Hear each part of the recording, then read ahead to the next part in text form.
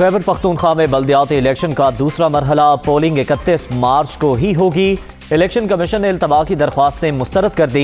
3 रुकनी bench ने महफूज किया गया मुख्तसर फैसला सुना दिया।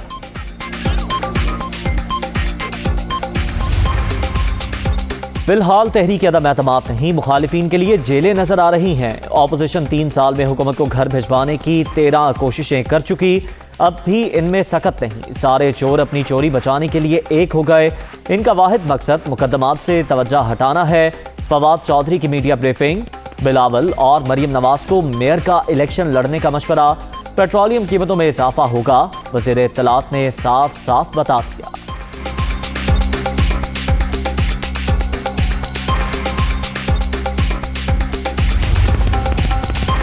इनका खेल खत्म, हमारा शुरू हो चुका। मुल्क के मालिक हम हैं, कब्जा छुड़वाना भी जानते हैं। अदम एतमाद के जरिए हुक्मरानों को घर भेज देंगे। मौलाना फजलुर रहमान की लैया में ललकार।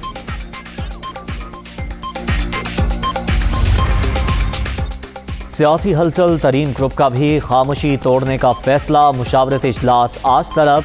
ओम चौधरी हम ख्याल अरकान को इशाया देंगे। मुल्की सूरत हाल पर गौर भी शेड्यूल।